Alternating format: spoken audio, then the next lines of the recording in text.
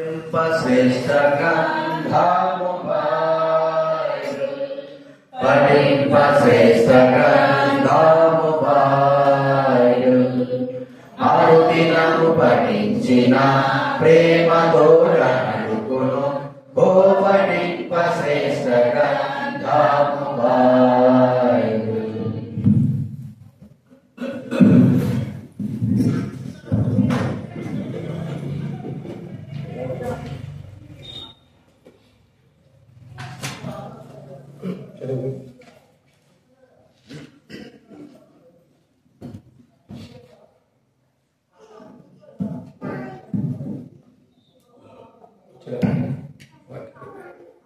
కుటుంబ దాటండి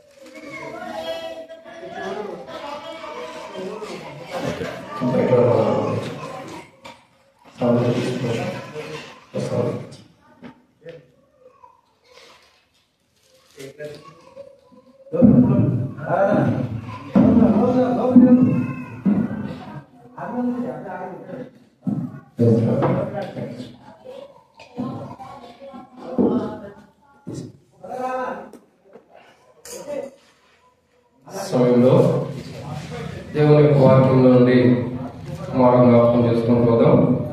వాస్తవానికి వేరే క్లాసులు వస్తున్నాడు, సమయం లేదు కాబట్టి కొంతసేపు నడిపిన కొరకై కొన్ని మాట వాక్యం మనం జ్ఞాపకం చేసుకుంటూ పోదాం. ఆదికాండము 15వ అధ్యాయం. ఆదికాండము 15వ అధ్యాయము. మరి మనం చూసినట్టయితే మొదటి వచనాన్ని ఒకసారి చదువుకుందాం. ఆదికాండము 15వ అధ్యాయము మొదటి వచనాన్ని మనం చదువుకున్నట్లయితే ఇక్కడ ఒక మాట ఏర్పడుతూ వచ్చింది. ఇవి జరిగిన తర్వాత యెహోవా వాక్యం అబ్రహాములకు దర్శనం ముందు వచ్చి, అబ్రహామా భయపడకము, నేను నీ కేడును నీ బహుమానం అత్యధికమగునని చెప్పాను. ఇప్పుడు ఈ మాట చదివించడానికి గల కారణం ఏంటంటే, థియోటర్ అంటే అర్థం ఏంటంటే, థియోటర్ అంటే బహుమతి అని అర్థం. ఏమర్థం? బహుమతి. థియోటర్ అన్న మాటకు అర్థం ఏంటంటే బహుమతి. కానీ దేవుని యొక్క వాక్యాన్ని చూసినట్లయితే, బైబిల్లో కొన్ని మాటలు మనం జాగ్రత్తగా గమనించినట్లయితే, థియోటర్ అన్న మాటకు అర్థం ఏంటి?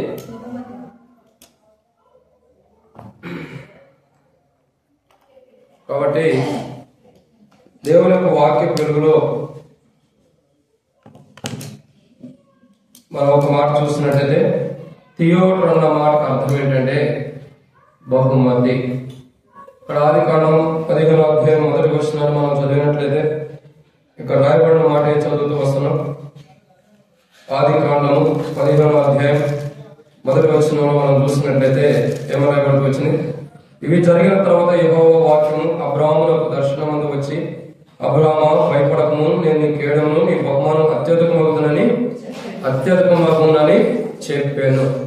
ఇక్కడ దేవుని యొక్క వాక్యాన్ని చూసినట్లయితే థియోర్ అన్న మాటకు అర్థం ఏంటి? బహుమతి. ఏంటి అర్థం? బహుమతి.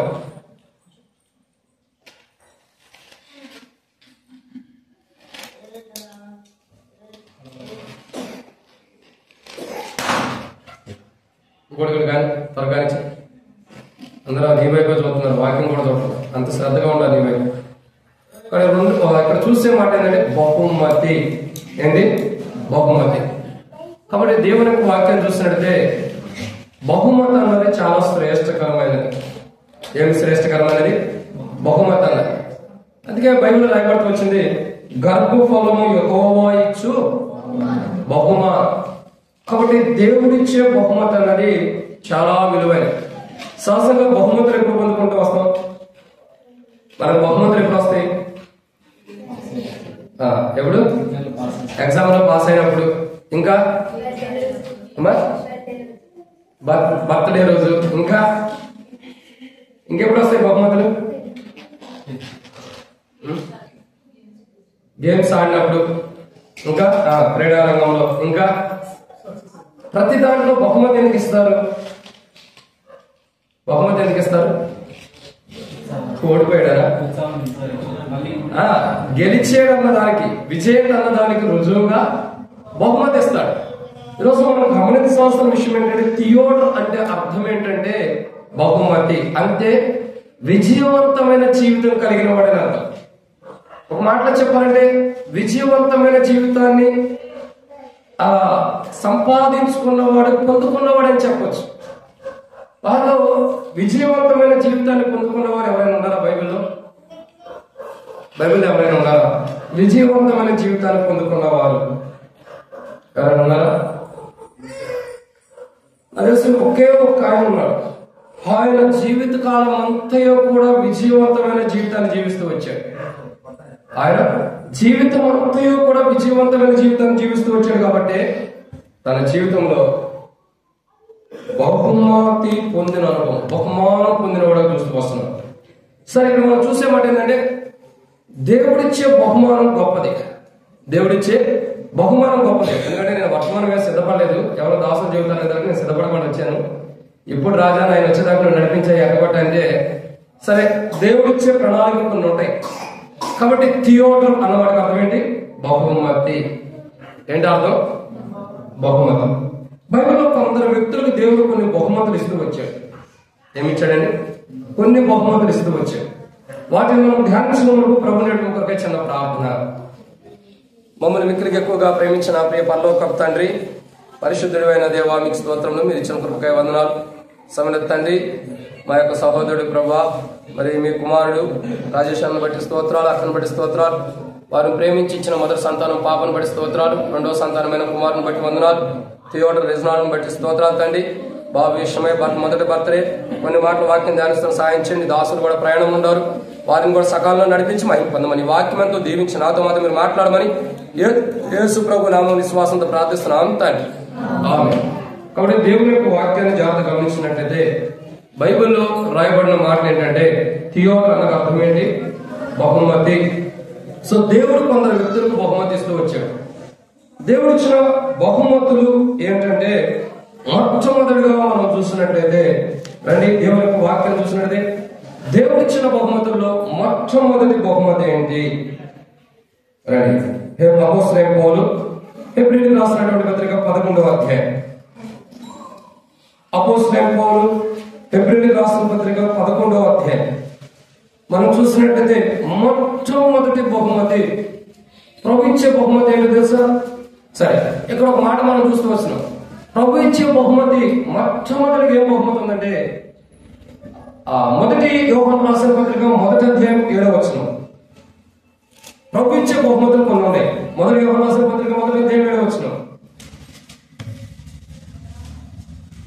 అయితే ఆయన వెలుగులో ఉన్న ప్రకారం మనం వెలుగులో నడిచిన మనం అన్నిటి సహవాసం కలవారమే ఉందాము. అప్పుడు ఆయన కుమారుడైన యేసు రక్తం ప్రతి పాపం నుండి మనల్ని పవిత్రులుగా చేయను. కాబట్టి మొట్టమొదటిగా దేవుడు మనకి ఇచ్చిన బహుమతి ఏంటంటే మన పాపంలో నుండి మనల్ని విడిపిస్తున్నాడు. అదే దేవుడు మనకి ఇచ్చిన బహుమతి. మహోన్నతుడైన దేవుడు, ఆది సంబుద్ధుడైన దేవుడు, ఆకాశం మహాకాశం పట్టదాను గొప్ప దేవుడు, అనంత కరుణామయుడైన దేవుడు, ఆకాశమైన సింహాసనం, భూమి ఆయన పాదపీఠంగా, ఆయన ప్రణాళికలో, తీర్మానంలో, ఆయన నిర్ణయంలో, ఆయన నిర్ణయించుకున్నటువంటి మహోన్నతుడైన దేవుడు మానవులమైన మనకిచ్చే మొట్టమొదటి బహుమతి ఏమన్నా ఉందంటే ఏంటి ఆ బహుమతి? ఇంకా దీనికంటే మొదలదామా? దేవుడు మొట్టమొదటి ఇచ్చే బహుమతి అంటే చెప్పంటారా? మొట్టమొదటిగా దేవుడు ఇచ్చే బహుమతి రండి. దేవుడు ఈ వాక్యం చదివితే మనకు అర్థమైంది. యెషయా గ్రంథము 43వ అధ్యాయం మొదటి వచనం. యెషయా గ్రంథం 43వ అధ్యాయం మొదటి వచనం. దేవుడు మొట్టమొదటిగా మానవుడైన మనకి ఇచ్చిన బహుమతి. అయితే యాకోబు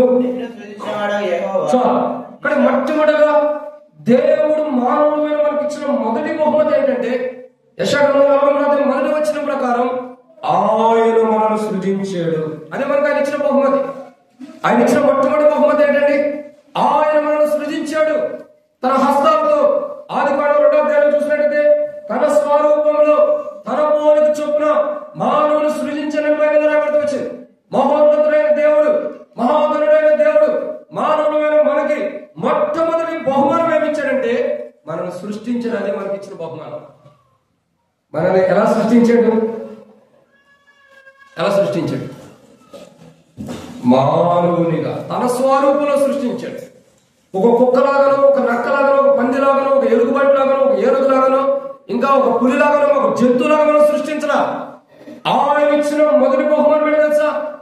ఆయన ఇచ్చిన మొట్టమొదటి బహుమానం మానవుమైన మనకిచ్చిన బహుమానం ఏంటంటే తన స్వరూపంలో, తన రూపంలో, తన పోలికలో ఆయన సృజించి తన పోలికలో ఉండే ధన్యత. మొట్టమొదటిగా ఆయన మానవుడమైన మనకిచ్చిన బహుమానం ఏంటంటే మనల్ని సృష్టించాడు. ఏం చేశాడండి? మనల్ని సృష్టించాడు. తన హస్తాలతో సృష్టించాడు. తన స్వహస్తాలతో సృష్టించడానికి ఇష్టపడి మానవులమైన మనల్ని ఒక రూపంలో తీసుకొచ్చాడు. ఇక్కడ మొట్టమొదటిగా బహుమతి, దేవుడు ఇచ్చిన బహుమతి ఏదైనా ఉందంటే మొదటిగా యెషయా గ్రంథం 43వ అధ్యాయం మొదటి వచ్చిన ప్రకారం ఆయన ఇచ్చిన మొదటి బహుమతి ఏంటి? ఆయన మనల్ని సృష్టించాడు. అదే మనకి ఇచ్చిన బహుమతి. రెండు, ఆయన ఇచ్చిన బహుమతి ఏంటి? రండి, మొట్టమొదటి మనం సృష్టించాడు. రెండోది ఆయన ఇచ్చిన బహుమతి చూసినట్టయితే ఆదికాండము 2వ అధ్యాయం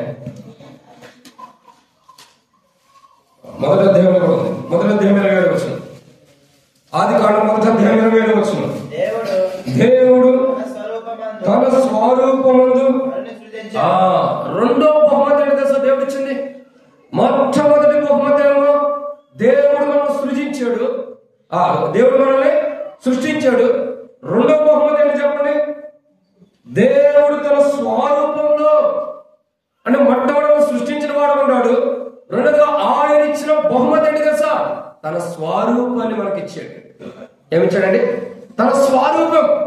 ఆయన యొక్క స్వరూపంలో, తన యొక్క స్వరూపంలో, తన రూపంలో దేవుడు ఏం చేస్తూ వచ్చాడు? మనకి గొప్ప ధన్యత ఇచ్చాడు. ఆయన స్వరూపాన్ని మనకి ఇచ్చాడు. ఏమిచ్చాడండి?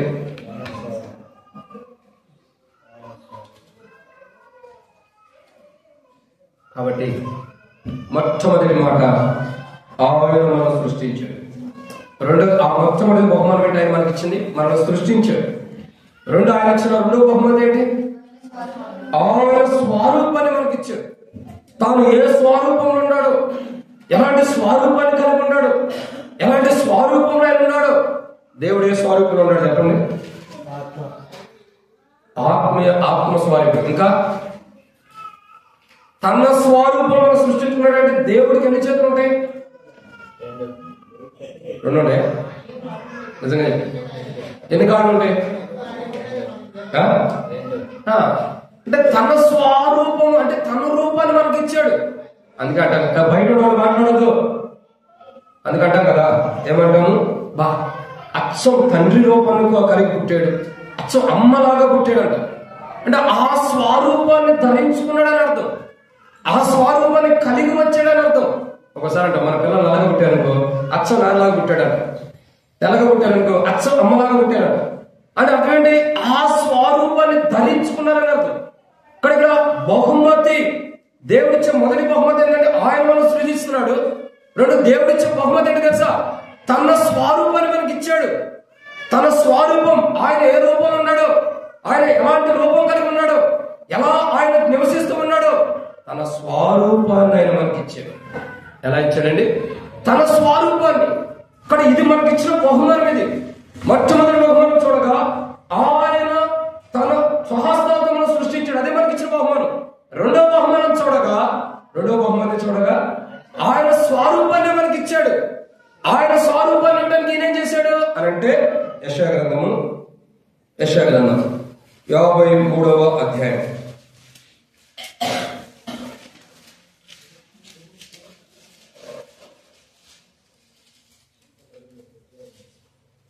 యెషయా గ్రంథము 53వ అధ్యాయం మనం చూసినట్లయితే ఇక్కడ ఒక మాట చూస్తూ వస్తున్నాం. 2వ వచనం. లేత మొక్క వలన ఎండిన భూమిలో వచ్చిన మొక్క వలన అతడు ఆయన ఎదుట పెరిగాను. అతని స్వరూపమైన సొగసైన లేదు. మనం అతన్ని చూచి అపేక్షించినట్లుగా అతని అంత స్వరూపము లేదు. అతడు తృణీకరింపబడిన వాడు ఆయన, మనుషుల వలన విసర్జింపబడిన వాడును, వ్యసనక్రాంతుడు గాను, వ్యాధి అనుభవించేవాడు గాను, మనుషులు చూడండి. ఆయన తన స్వరూపమును మనకి ఇవ్వటం కొరకు ఆయన ఇచ్చిన బహుమానం ఏంటండి? మొట్టమొదటి బహుమానం ఏంటి? తన స్వహస్తత్వం సృష్టించాడు. 2వ బహుమానం ఏంటి? ఆయన స్వరూపాన్ని మనకి ఇచ్చాడు. ఎలా ఇచ్చాడు అంటే తన కుమారుని ద్వారా మనకి ఇచ్చాడు. ఎవరి ద్వారా ఇచ్చాడు? తన కుమారుని ద్వారా. దేవుని యొక్క ఏకైక కుమారుడైన యేసు ప్రభువారు ఆయన తన స్వరూపాన్ని కోల్పోయి, యేసు ప్రభువారు తన స్వరూపాన్ని పోగొట్టుకుని కోల్పోయిన వాడే దేవుని యొక్క స్వరూపాన్ని మనకి ఇచ్చాడు. ఏమిచ్చాడు? దేవుని యొక్క స్వరూపం. అంటే దేవుడు తన కుమారుడి ద్వారా మనకు దేవుని యొక్క స్వరూపాన్ని క్రీస్తులో దేవుడు మనకు అనుగ్రహిస్తూ వచ్చాడు. ఆయన స్వరూపం క్రీస్తులో మనకు ఏర్పడింది. ఇంకో మాట నేను ముగిస్తాను. కానీ మొట్టమొదటిగా బహుమతి అంటే మొట్టమొదటిగా థియోటర్ అంటే అర్థం ఏంటి? బహుమతి. మొట్టమొదటి బహుమతి ఏంటి? ఆయన మనం సృష్టించాడు. 2వ బహుమతి ఏంటి? ఆయన స్వరూపాన్ని మనకి ఇచ్చాడు. 3వ బహుమతి ఏంటి చెప్పమంటారా? 3వ బహుమతి చూసినట్టే రెండు దేవుని వాక్యం చూసినట్టే మనం లేఖన భాగం చూస్తున్నాం. మొదటి యోహాను రాసిన పత్రిక 1వ అధ్యాయం. మొదటి యోహాను రాసిన పత్రిక 1వ అధ్యాయం 7వ వచనం చివరిలో, అప్పుడు ఆయన కుమారుడైన యేసు రక్తం ప్రతి పాపము నుండి మన పవిత్రులుగా చేయను. ఇక్కడ 3వ బహుమానం. ఈ 3వ బహుమానంతో నేను ముగించేస్తాను. 3వ బహుమానం ఏంటి తెలుసా?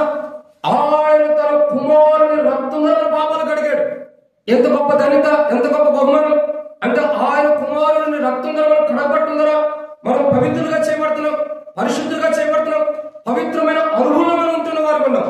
అంటే గమనించాల్సిన పని ఏంటంటే మొట్టమొదటి ఆయన సృష్టించాడు, 2 ఆయన స్వరూపాన్ని మనకి ఇచ్చాడు, 3వదిగా ఆయన కుమారుని రక్తం ద్వారా మనం కడిగి పరిశుద్ధులుగా చేశాడు. ఇంత గొప్ప బహుమానం ఇంకెవడెత్తారు చెప్పండి?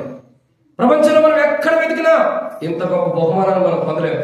థియోటర్ అంటే అర్థం ఏంటి? థియోటర్ అంటే బహుమతి అన్నారు. థియోటర్ అంటే అర్థం ఏంటి? బహుమతి. కానీ మొట్టమొదటిగా ఆయన మనం సృజించి మనకు బహుమానం ఇచ్చాడు, 2 ఆయన స్వరూపాన్ని మనకి ఇచ్చి బహుమానం ఇచ్చాడు, 3వదిగా ఆయన కుమారుని యొక్క రక్తం ద్వారా మనం కడిగి పవిత్రులుగా చేశాడు. ఎంతకంటే గొప్ప బహుమానం మానవులైన మనకేం కావాలి చెప్పండి? యేసు ప్రభువారు ఆయన రక్తం ద్వారా, ఉచితమైన తన రక్తం ద్వారా వెల ఇచ్చి, మన కొరకే తన రక్తాన్ని వెలగా ఇచ్చి కొనుక్కుని మనలో ఉన్న ప్రతి పాపాన్ని ఆయన కడిగి వేస్తూ వచ్చాడు. ఏం చేస్తూ వచ్చాడండి? కడిగి వేస్తూ వచ్చాడు. ఇక్కడ 3వ బహుమానం ఏంటి తెలుసా? ఏ దేవా, నా కొరకు నీ కుమారుని బలిగా ఇవ్వమని మనం అడిగామా? లేదు. అయ్యో, నా కొరకు నీ కుమారుని బలిగా ఇవ్వమని మనం అడగల. నా పాపం కొరకు నీ కుమారుని చంపేయమని మనం అడగల. అయినా మహోన్నతుడైన దేవుడు మన పట్ల సంకల్పం కలిగి, మన పట్ల దయా సంకల్పం కలిగిన వాడే, మన పట్ల ఒక ప్రణాళిక కలిగిన వాడే, మన పట్ల ఒక ఉద్దేశం కలిగిన వాడే తన కుమారుని లోకానికి పంపడమే మనకి ఇచ్చిన పెద్ద బహుమతి. ఆ కుమారుని లోకానికి పంపించడమే ఒక పెద్ద బహుమతి. మహోన్నతుడైన దేవుడు తన కుమారుని లోకానికి పంపి కలువరిశిలో మన కొరకై ప్రాణం పెట్టి చనిపోయేటట్టు తిరిగి వచ్చేటట్టు చేసి ఆ కుమారుడికి వచ్చిన రక్తము ద్వారా మన ప్రతి పాపాన్ని కడిగి పవిత్రులుగా చేశాడు. ఇది కదా మనకి ఇచ్చిన దేవుడు ఇచ్చిన బహుమానం. దేవుడు ఇచ్చిన బహుమానం ఏంటంటే నేను సృజించిన బహుమానం, ఆయన రూపంలో నీకు ఇవ్వటమే బహుమానం, ఆయన కుమారుడు రక్తం ద్వారా నీ పాపాలు కడగడమే గొప్ప బహుమానం. ఇంతకంటే బహుమతి దేవునికి ఇంకేం ఇవ్వాలి? తన స్వరక్తము ద్వారా సంఘమును తన స్వరక్తం ద్వారా సంపాదించాడని అపోస్తలుల కార్యములు 28వ అధ్యాయంలో మనం చూస్తూ వస్తాం. ఆయన తన స్వరూపాన్ని ఇచ్చాడు, తన హస్తాలతో సృజించాడు, ఆయన కుమారుడైన యేసు ప్రభువారి రక్తము ద్వారా మనల్ని పవిత్రులుగా చేశాడు. ఇప్పుడు పాపులమైన మనము యేసు ప్రభు దగ్గరకు వచ్చి, యేసు ప్రభువా, నేను పాపినంటే పాపాలు క్షమించే బహుమతి మనకు, ఆ పాపాలు క్షమించి మన పరిశుద్ధతని బహుమతి మన తలకి, మన దేహములకు ఏం చేస్తున్నాడు? ఆయన అలంకరిస్తూ వస్తున్నాడు. ఇంతకంటే గొప్ప బహుమతి ఏం కావాలి? రన్నింగ్ రేస్ లో పరిగెత్తిన వాడికి ఏమిస్తారు? కప్ ఇస్తారు, అవునా? ఇంకా ఒక షాల్వాతో సత్కరిస్తారు. కానీ యేసు ప్రభు వారు ఇచ్చే బహుమతి ఎలాంటి తెలుసా? మన పాపములన్నింటిని కూడా కడిగేసి శుద్ధి చేసి పవిత్రపరిచి ఆయన తన స్వరక్తముతో మన ప్రతి పాపమును కడిగి పరిశుద్ధత అనే బహుమతి మన జీవితంలో అలంకరించాడు. ఆయన ఏమలంకరించాడు? పరిశుద్ధత అనే ఒక స్వరూపాన్ని, పరిశుద్ధత అనే ధన్యత, పరిశుద్ధత అనేటువంటి అనుభవం మనకేం చేస్తూ వచ్చాడు? ఆయన మన పాపాలను క్షమించడం ఒక బహుమతి, తర్వాత ఆయన మనకి పరిశుద్ధతని అలంకరించడం ఒక గొప్ప బహుమతి. కాబట్టి మూడవ కోణం ఏంటి? ఆయన మన పాపాలని కడిగాడు. అదే మనకి ఇవ్వబడిన బహుమతి. ఏంటో బహుమతి? ఆయన మన పాపాలని కడిగాడు, ప్రతి పాపలను మనం విమోచించాడు.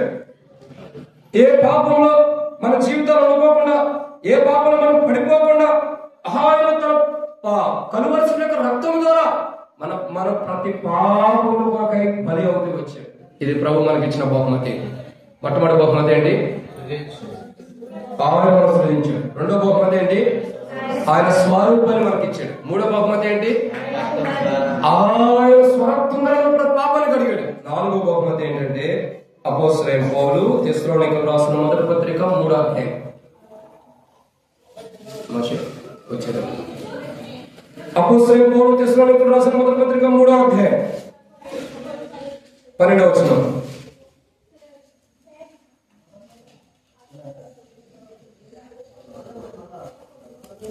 అపోస్తలుడైన పౌలు తెస్సలోనికీయులకు రాసిన మొదటి పత్రిక 3వ అధ్యాయం 12వ వచనం, 12-13 వచనాలు చదవండి.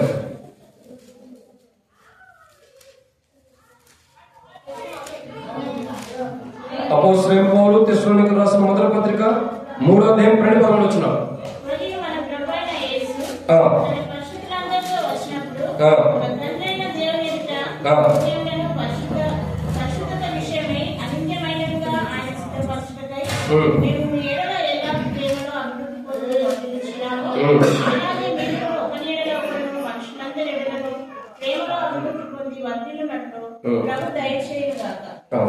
కాబట్టి ఇక్కడ మనం చూస్తున్న నాలుగో కోణం ప్రభు మాట్లాడుతున్న మాట ఏంటంటే, చూడండి, ప్రభు యేసు తన పరిశుద్ధులతో అందరితో వచ్చినప్పుడు అంటే యేసు ప్రభు ద్వారా దేవుడు మనకి ఇచ్చిన బహుమానం మొట్టమొదటిగా ఆయన సృజించాడు. అదే మనల్ని సృజించడమే మనకి ఇచ్చిన బహుమానం. రెండో బహుమానం తన స్వరూపాన్ని మనకి ఇచ్చాడు. అదే గొప్ప బహుమానం. మూడో బహుమానం ఆయన మన పాపముల కొరకు కలువరిలో చనిపోయి ఆయన రక్తంగా మన ప్రతి పాపను కడిగి పవిత్రపరుస్తున్నాడు. ఇది మూడో బహుమానం. నాలుగో బహుమానం ఏంటంటే దేవుడిచ్చింది పరిశుద్ధత. ఏంటా బహుమానం? పరిశుద్ధత. అందుకే అపోస్తలుడైన పౌలు గారు కూడా అంటాడు, మన ప్రభువైన యేసు పరిశుద్ధులతో వచ్చినప్పుడు, తర్వాత బైబిల్ రాయబడుతూ వచ్చింది, పరిశుద్ధత లేకుండా ఎవడును దేవుణ్ణి చూడలేని బైబిల్ రాయబడుతూ వచ్చింది. పౌలు గారు కూడా ప్రస్తావన తీసుకొస్తాడు అనే సమయాల్లో. ఇక్కడ పరిశుద్ధత ఇంపార్టెంట్. దేవుడు ఇచ్చిన గొప్ప బహుమతి ఏంటి తెలుసా? మానవులమైన మనకి పాపంలో లోపల పాపం జీవితాన్ని జీవిస్తున్న మనకి మహోన్నతుడైన దేవుడు ఇచ్చిన గొప్ప బహుమతి ఏదైనా ఉందంటే ఆయన సృజించడమే మనకి ఇచ్చిన బహుమతి. ఆయన స్వరూపాన్ని మనకి ఇవ్వడమే మంచి బహుమతి. ఆయన కుమారులకు రక్తం ద్వారా మన పాపాలు కడగడమే మనకి ఇచ్చిన బహుమతి. నాలుగో బహుమతి ఏంటంటే ఆయన పరిశుద్ధత మనకి ఇవ్వటం. నేను పరిశుద్ధులు కనుక మీరు పరిశుద్ధులై ఉండండి అని దేవుడి వాక్యం అంటుంది. ఏమంటుంది?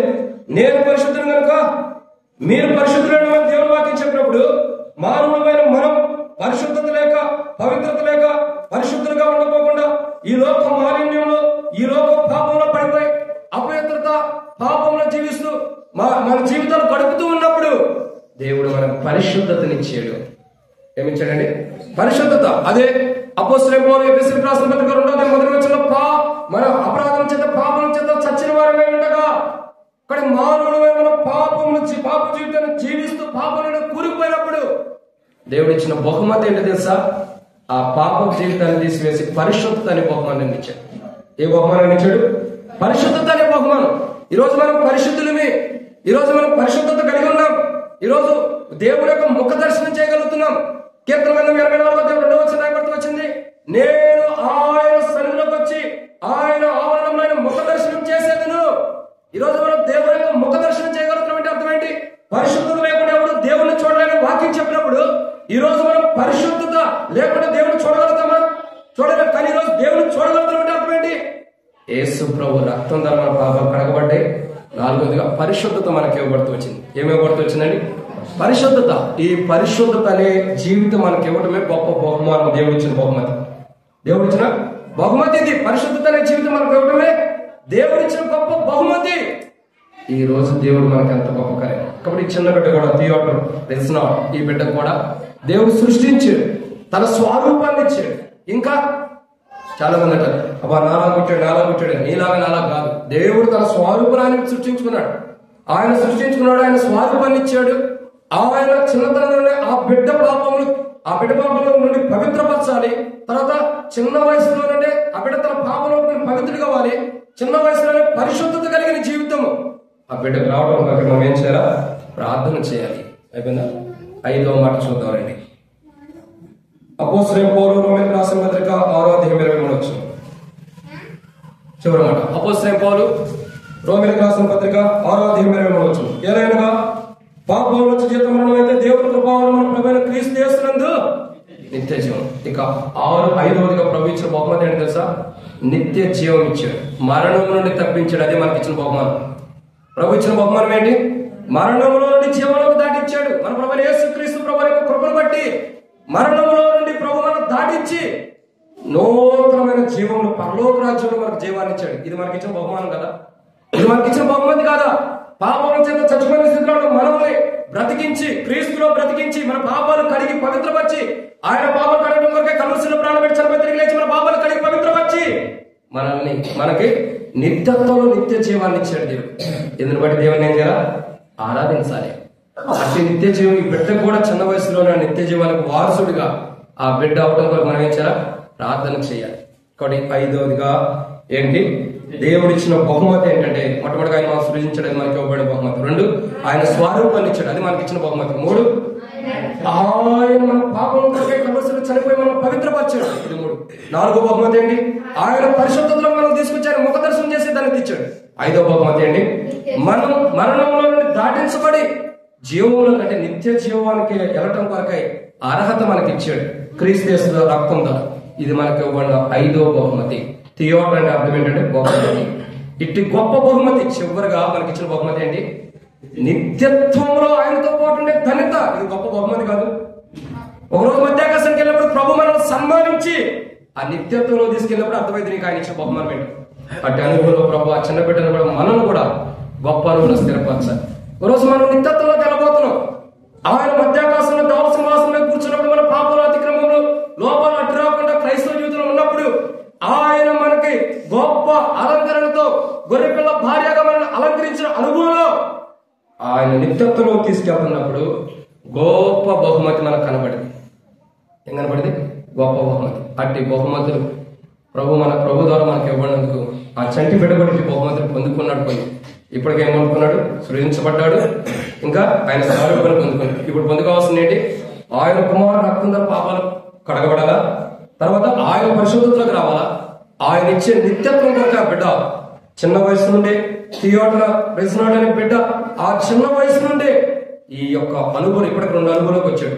ఇక 3, 4, 5 అనుభవాల్లోకి చిన్న వయసు నుండి దేవుని నడిపించి దేవునికి మహిమకరంగా ఆ బిడ్డని ఉంచినట్లు అట్లా ఆ బిడ్డని ఈ అనుభవంలో పెంచడం కొరకే మరి రాజేశానికి సోదరికి కూడా దేవుడు అట్లా అనుభవంలో ఉంచి దేవుడిచ్చిన బహుమతి కాబట్టి ఆ బహుమతి దేవుడిచ్చే బహుమతులు కూడా పొందుకుని మంచి జీవితాన్ని కలిగి ఉన్నట్టు ఆ బిడ్డను అట్లా చక్కగా పెంచడం కొరకై ఆ బిడ్డ కూడా ఆత్మీయంగా ఎదిగి దేవుడిచ్చే బహుమతులు 2 పొందుకున్నాడు.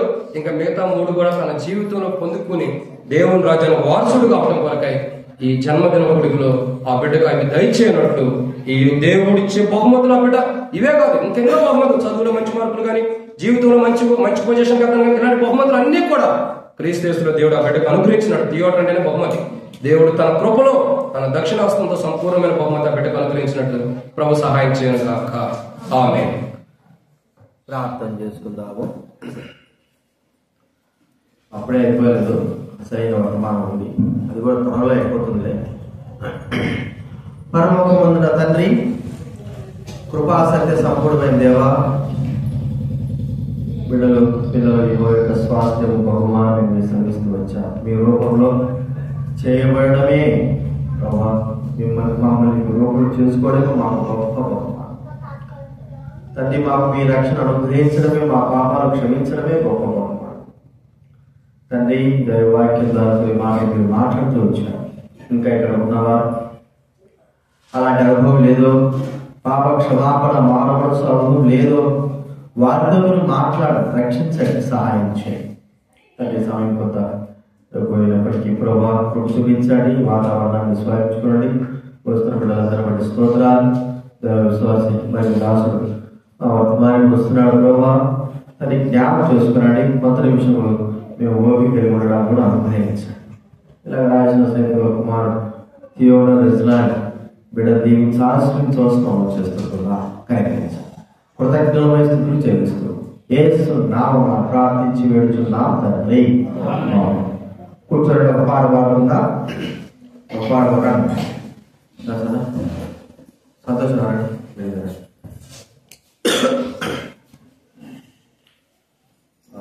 531 సంతోషం. 531 అద్భుత దీవెనలు ప్రభువా కుమ్మరించి.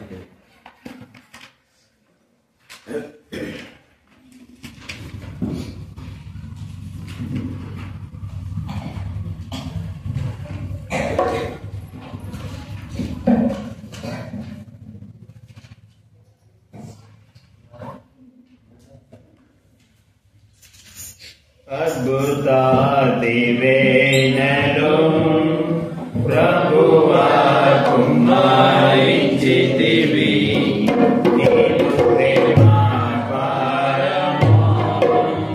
ప్రభువా మాపై చూపితివి, నీవు ప్రేమాపారము ప్రభువా మాపై చూపితివి.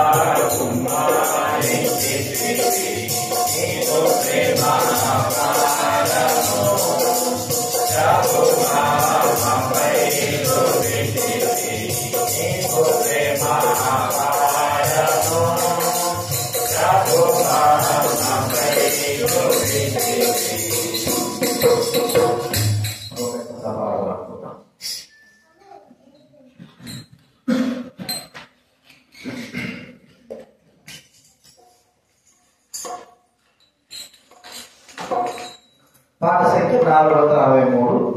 ప్రభుని గృహము ఆయన మహిమతో పరిపూర్ణముగా 463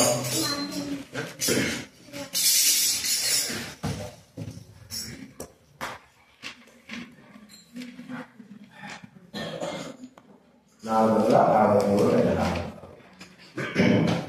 ప్రభుని గృహము ఆయన మహిమతో పరిపూర్ణముగా నిండెను. ప్రభుని గృహము